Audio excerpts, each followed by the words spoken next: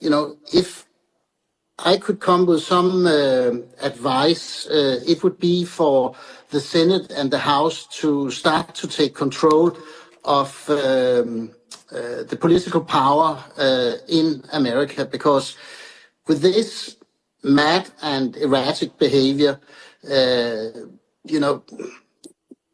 you have to ask the question: is the president capable of running United States?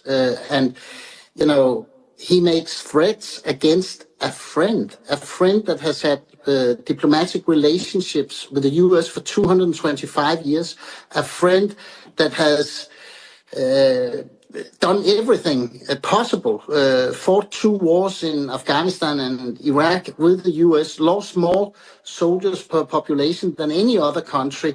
What more do we need to do to maintain and retain the friendship? It is mind-blowing being a witness to.